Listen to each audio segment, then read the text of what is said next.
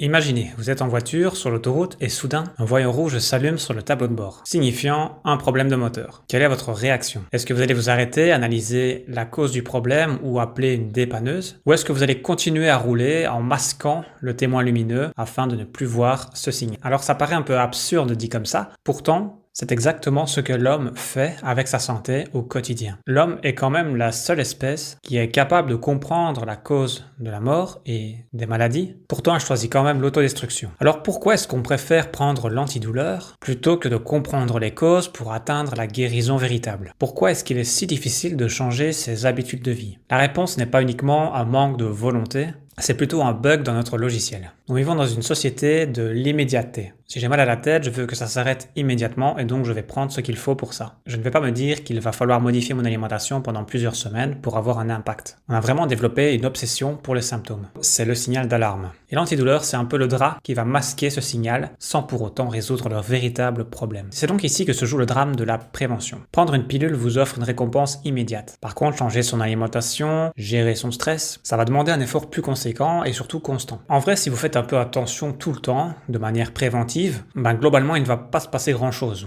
En général, tout se passe mieux, vous ne tombez moins souvent malade, et pour notre cerveau, c'est pas très sexy, il n'y a pas ce côté récompense suite à un problème. Alors pourquoi sommes-nous si mauvais pour nous prévenir? Parce que notre cerveau n'a pas été mis à jour depuis 50 000 ans. Nos ancêtres vivaient dans un monde de danger immédiat. Un prédateur, la famine, le froid. Leur priorité, c'était de survivre aujourd'hui, à l'instant présent. Planifier sa santé de manière préventive en visant une longévité de 30 ans à l'avance, ça n'avait aucun sens au niveau biologique. Aujourd'hui, nos prédateurs, ils sont lents et silencieux. On peut penser au sucre, à la sédentarité ou encore au tabac. Bien entendu, ils ne tuent pas tout de suite, mais plutôt de manière progressive, un petit peu chaque jour, de manière très discrète. C'est ce qu'on appelle le biais du présent. Notre cerveau préfère le confort d'une pizza, maintenant, qui est un plaisir certain, plutôt que de penser à l'absence d'un diabète 20 ans plus tard. C'est un bénéfice abstrait. Nous sommes donc programmés pour le court terme, ce qui fait de nous des créatures inadaptées à la longévité. Pour reprendre l'exemple de l'antidouleur, le problème c'est que c'est une illusion. Il achète du temps mais ne résout pas la cause profonde. Si vous avez des migraines de manière chronique, des maux de ventre, de la fatigue, ce n'est pas un manque de paracétamol de votre sang. C'est votre corps qui vous fait savoir que votre mode de vie, vos habitudes quotidiennes ne lui conviennent pas. Alors oui, agir sur les causes, c'est difficile. Il faut creuser, prendre le temps et agir durablement. Ça veut dire qu'il faut analyser ce que l'on ingère chaque jour. Ça veut dire qu'il faut questionner son sommeil, nos relations. C'est vraiment reprendre en main ses responsabilités au niveau de sa santé au lieu de la déléguer à une pilule magique qui ne va rien résoudre sur le long terme. Quand on parle de prévention santé, il ne s'agit pas de devenir parano et de devoir absolument tout contrôler à 100%, quitte à se priver un maximum des choses qui nous font plaisir au final. Non, en fait, ce qui compte, c'est de se respecter, c'est de comprendre l'importance de ce qu'on ingère pour donner à notre corps ce qu'il lui faut